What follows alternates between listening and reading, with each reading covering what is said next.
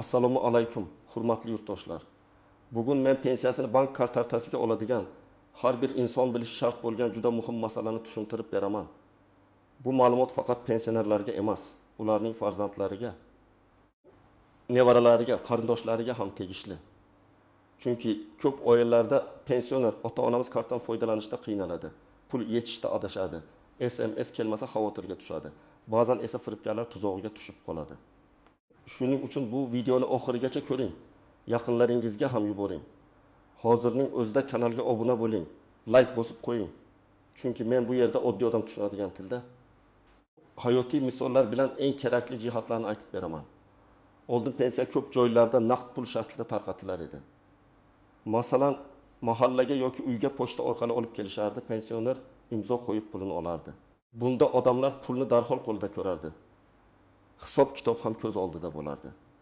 Lekin buning noqulay tomonlari ham ko'p edi. Pul kechikishi mumkin edi. Uyda bo'lmasa qayta kelishini kutardi. Ba'zan navbat. Ba'zan mas'ul xodim bilan tushunmovchilik bo'lardi. Eng muhimi, katta miqdordagi naqd pulni uyda saqlash xavfsiz emas edi. Hozir esa ko'plab pensionerlar pensiyasini bank kartasiga olmoqda. Bu zamonaviy, qulay va xavfsiz usul bo'lishi mumkin. Pul kartaga tushadi, odam bankomatdan yechadi, do'konda karta bilan to'laydi, mobil ilova orqali to'lov qiladi yoki farzand yordamida kommunal xizmatlarni to'lab qo'yadi. Lekin shu yerda muhim masala bor. Karta qulay bo'lishi bilan birga, uni noto'g'ri ishlatish katta muammoga olib kelishi mumkin.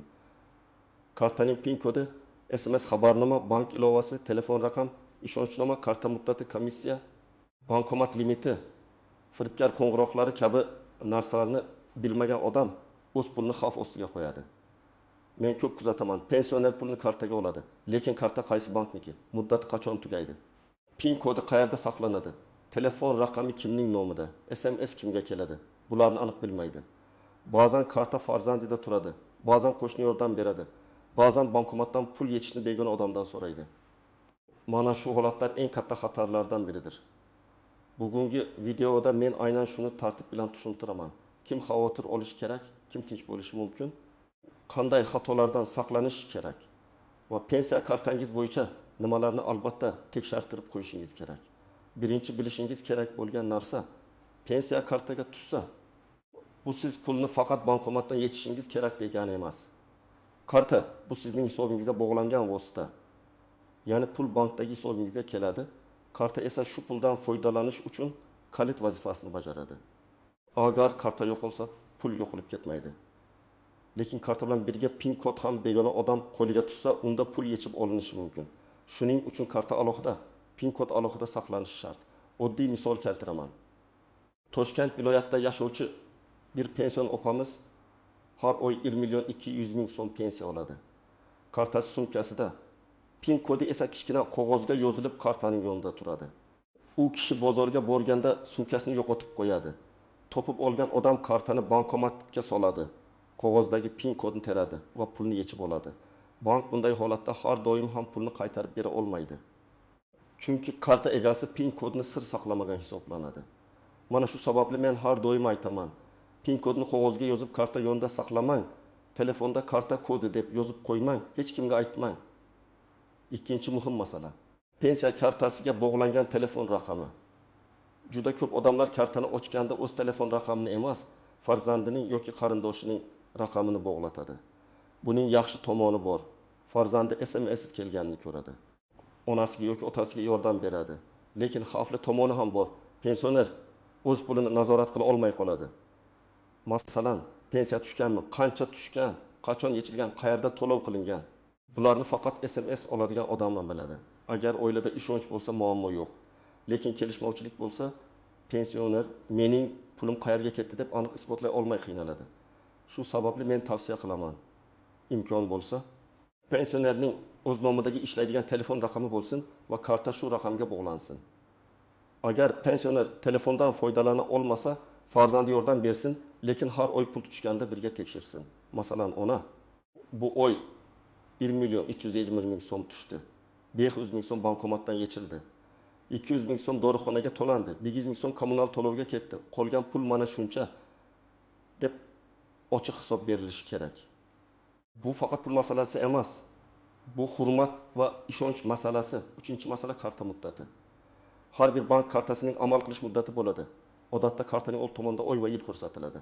Masalan, 2026 deb yozilgan bo'lsa, karta 2026 yil avgust oyigacha amal qiladi. Karta muddati tugasa, pensiya yo'q qolmaydi, lekin kartadan foydalanish cheklanishi mumkin. Bankomat pul bermasligi, terminalda to'lov o'tmasligi, ilovada muammo chiqishi mumkin. Shuning uchun karta muddati tugashdan oldin bankka borib yangilab olish kerak. Hayotiy misol, bir otaxon har oy 900 ming so'm pensiya oladi. U dollarni aynan ben pensiya tushgan kuni oladi. Karta muddati tugaganini bilmagan, pensiya tushgan, lekin dorixonada karta ishlamagan. Banka borish uchun yana vaqt, yo'l kira, navbat kerak bo'lgan. Agar u kishi karta muddatini oldindan tekshirtirganda bu muammo bo'lmas edi. Shuning uchun kartangizdagi amal qilish muddatiga bugun qarang. Tushunmasangiz, farzandingizdan yoki bank xodimidan so'rang. 4-masala, bankomatdan pul yechishda komissiya va limit. Hamma bankomat ham bir xil shartda ishlamaydi. O'z bankingiz bankomatidan pul yechsangiz bir shart, boshqa bank bankomatidan yechsangiz boshqa shart bo'lishi mumkin. Ba'zan komissiya olinadi, ba'zan olinmaydi. Ba'zan limit bo'ladi. Masalan, kartada 1 million so'm bor. Siz boshqa bank bankomatidan yechsangiz 1% yoki boshqa miqdorda xizmat haqi ushlanishi mumkin. Bu juda katta pul bo'lmasligi mumkin. Lekin har oy takrorlansa sezilarli bo'ladi.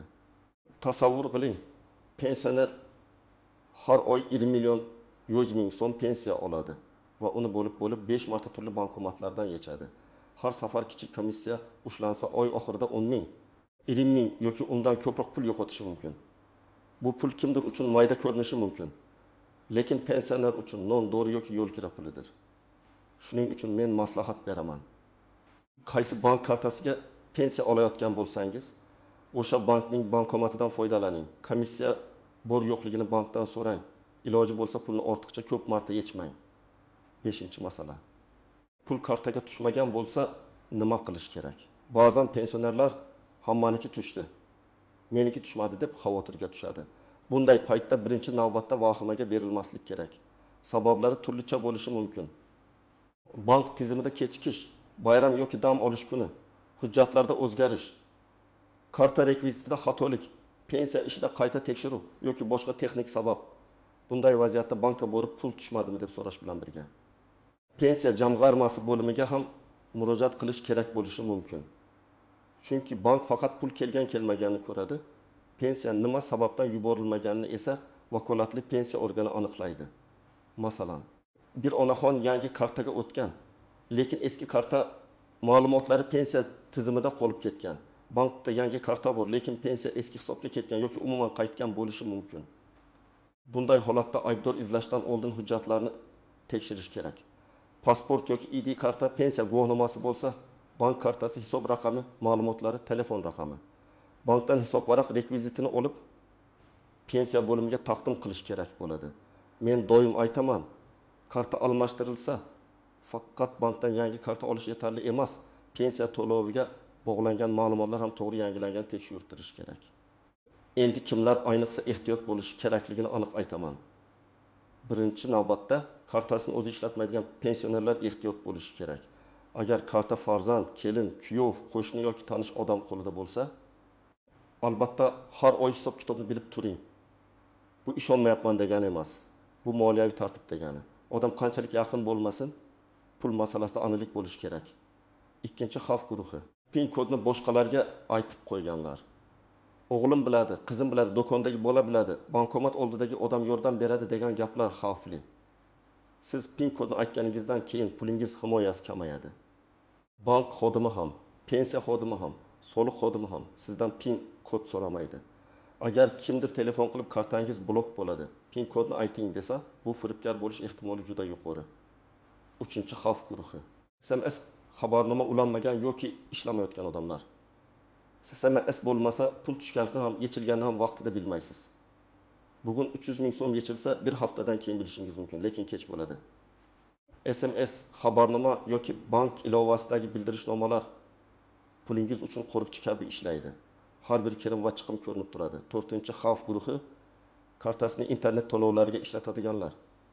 Ba'zi pensionerlarning farzandlari karta orqali onlayn xarid qiladi, ilovalarga ulaydi. O buni xizmatlarga bog'laydi. Keyin har oy kartadan avtomatik pul yechilib turadi. Pensioner esa pensiyam kam tushdi deb o'ylaydi. Aslida pul tushgan, lekin turli xizmatlarga avtomatik ketgan bo'ladi. Shuning uchun pensiya kartasini har xil sayt va ilovalarga bog'lashda juda ehtiyot bo'lish kerak. Kim tinchroq bo'lishi mumkin? Agar karta o'zingizda bo'lsa, PIN kodni hech kim bilmasa, SMS o'z telefoningizga kelsa, karta muddati joyida bo'lsa, pul tushishini muntazam tekshirib tursangiz, bank va pensiya bo'limidagi ma'lumotlaringiz to'g'ri bo'lsa, sizning xavfingiz ancha past bo'ladi. Lekin baribir hushyorlikni yo'qotmaslik kerak. Chunki firibgarlar aynan ishonuvchan va texnikadan uncha tushunmaydigan odamlarni nishonga oladi. Endi ko'pchilik bilmaydigan nozik jihatlarga to'xtalaman. Birinchi nozik jihat. Ishonchnoma. Ba'zan pensioner kasal yura olmaydi yoki boshqa sabab bilan bankka bora olmaydi. Bunday paytda farzand yoki boshqa ishonchli odam uning nomidan ish yuritishi uchun qonuniy ishonchnoma kerak bo'lishi mumkin. Oddiy bu mening o'g'lim degan gap hamma joyda yetarli bo'lmaydi. Bank o'z tartibiga ko'ra hujjat talab qiladi. Shuning uchun yura olmaydigan pensionerlar oldindan ishonchli shaxs masalasini tartibga solib qo'ysa yaxshi bo'ladi. Ikkinchi nozik jihat. Pensioner vafot etgandan keyingi karta ishlatilishi. Bu juda og'ir mavzu, lekin aytish kerak. Inson vafot etgandan keyin uning kartasidan pul yechish, pensiya tushgan bo'lsa, undan foydalanish huquqiy muammolarga olib kelishi mumkin. Har bir holatda meros, ortiqcha to'lov, qaytarish majburiyati kabi masalalar chiqadi. Shuning uchun bunday vaziyatda kartada pul bor ekan, yechib olaylik deb shoshilmaslik kerak. Avvalo tegishli organlarga xabar berish, bank va pensiya bo'limidan tartibni so'rash kerak. Aks holda keyin qarindoshlar orasida ham, davlat organlari bilan ham muammo paydo bo'ladi. Uchinchi nozik jihat, qarzdorlik va undiruv masalasi. Ayrim hollarda bank kartalariga nisbatan sud qarori, ijro hujjati yoki boshqa qonuniy asos bo'lsa, mablag'lardan ushlanmalar bo'lishi mumkin. Pensioner pulim to'liq tushmadi deb o'ylaydi. Aslida ma'lum qarzdorlik sabab ushlanma bo'lgan bo'lishi mumkin. Bunday vaziyatda bankdan operatsiyalar tarixini, tegishli tashkilotdan esa ushlanma asosini so'rash kerak. Har qanday ushlanma qonuniy asosga ega bo'lishi kerak. Shunchaki kimdir xohlagani uchun pensiyadan pul olib qo'ya olmaydi. 4-nozik jihat karta bloklanishi. Karta noto'g'ri PIN kod bir necha marta terilsa, shubhali operatsiya bo'lsa, muddati tugasa yoki bank xavfsizlik sabab vaqtincha cheklasa, bloklanishi mumkin. Bunday holatda vahima qilmaslik kerak. Bankning rasmiy raqamiga qo'ng'iroq qilish yoki bank filialiga borish kerak. Lekin internetdan topilgan noma'lum raqamlarga ishonmang. Firibgarlar bank xodimiman deb qo'ng'iroq qilib, karta raqami amal qilish muddati, SMS kod, PIN kod so'rashi mumkin. Haqiqiy bank xodimi sizdan SMS kod va PIN kodni so'ramaydi.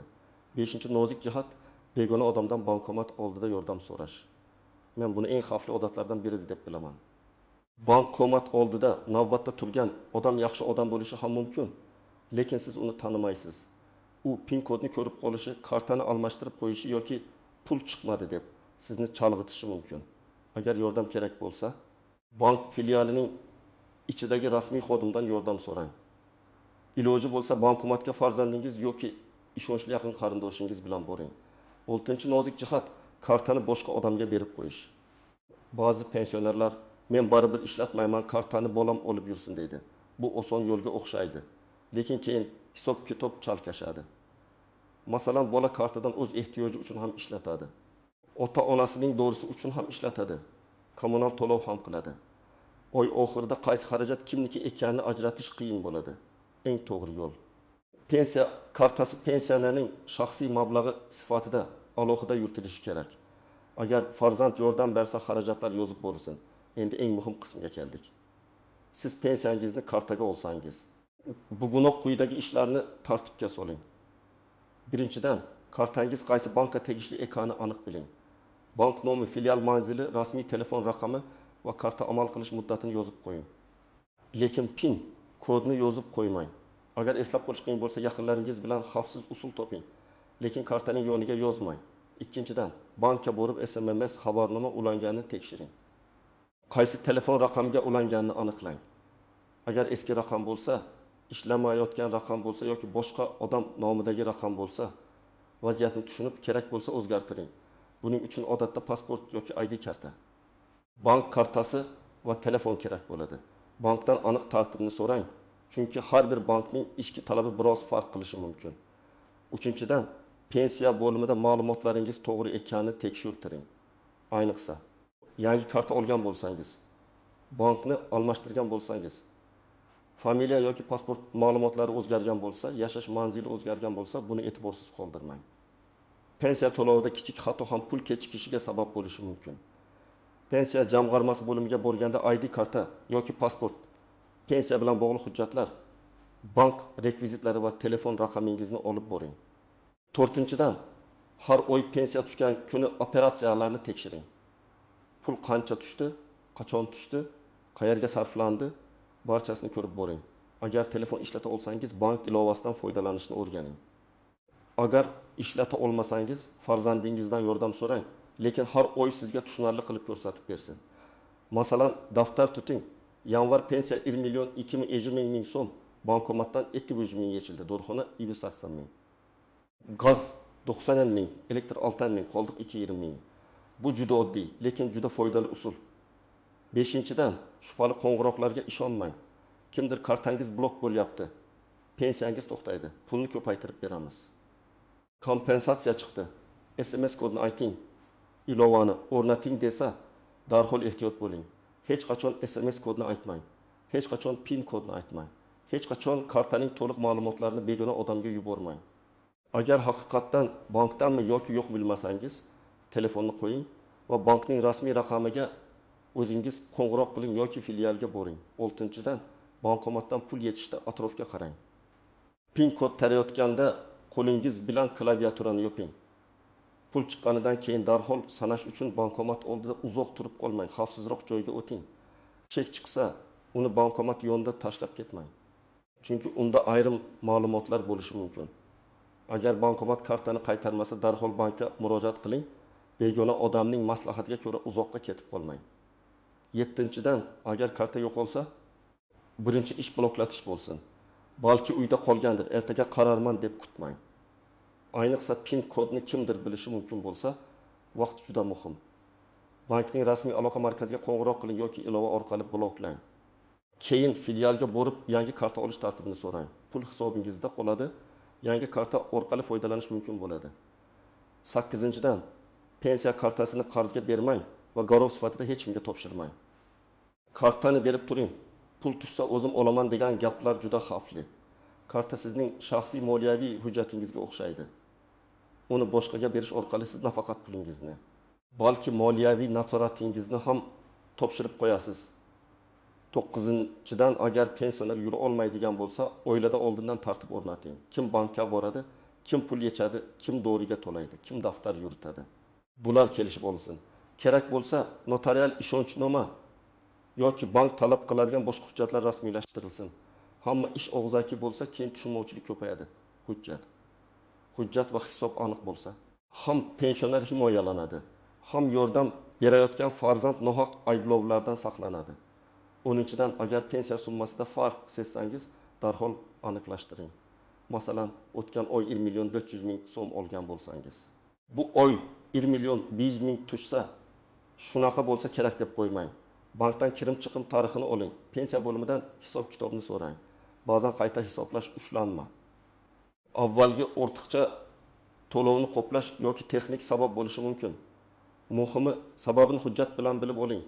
Yana bir muhim maslahat, pensionerlarning farzandlari ham mas'uliyatli bo'lishi kerak. Ota-onangiz kartadan foydalanishni bilmasa, ularni qo'ymang, sabr bilan o'rgating. Bankomatni ko'rsating, PIN kodni qanday yopib terishni tushuntiring. SMS kelganda nimalarga e'tibor berishni ayting. Siz tushunmaysiz. Kartani menga bering deyish oson, lekin bu odamning mustaqilligini kamaytiradi. Yaxshisi, ularga nazoratni saqlagan holda yordam berish kerak. Agar ota-onangizning kartasi sizda tursa, men sizga ham ochiq maslahat beraman. Har bir xarajatni yozib boring. Ota-onangizning roziligisiz pul ishlatmang. Pensiya ota-onangizning shaxsiy mablag'i ekanini unutmang. U puldan birinchi navbatda ularning oziq-ovqati, dori-darmoni, kiyimi, kommunal to'lov va ehtiyojlari qoplanishi kerak. Oilaviy sharoit og'ir bo'lsa ham hammasi ochiq gaplashib qilinishi kerak. Bugun men pensiyani kartaga olish bo'yicha eng muhim jihatlarni tushuntirdim. Asosiy fikr shuki, karta qulay, lekin xavfsizlik qoidalariga rioya qilinmasa, pensioni o'z pulidan ayrilib qolishi yoki uzoq vaqt muammo hal qilib yurishi mumkin. PIN kodni hech kimga aytmang. SMS xabarnomani tekshiring. Karta muddatiga qarang. Begona odamdan bankomat oldida yordam so'ramang. Shubhali qo'ng'iroqlarga ishonmang. Karta almashtirilsa, pensiya bo'limidagi ma'lumotlarni ham yangilang. Men ekspert sifatida aytaman. Pensiya masalasida eng yaxshi himoya bu tartib, hujjat va hushyorlik. Verilmagan har oy pulingizni tekshiring. Tushunmagan narsangizni bankdan yoki pensiya jamg'armasidan rasmiy so'rang. Yaqinlaringiz bilan ochiq hisob-kitob qiling. Shunda na pul yo'qoladi, na asab buziladi, na oilada tushunmovchilik chiqadi. Siz pensiyangizni kartaga olasizmi yoki yaqinlaringizdan kimdir kartaga oladimi? Qanday muammoga duch kelgansiz? Pul kechikkanmi? Bankomat pul bermaganmi? Karta bloklanganmi? SMS kelmay qolganmi? Fikringizni izohlarda yozib qoldiring. Boshqalar ham tajribangizdan foyda oladi. Video foydali bo'lgan bo'lsa, like bosing, kanalga obuna bo'ling va bu ma'lumotni albatta ota-onangizga, bu bobongizga, qarindoshlaringizga yuboring.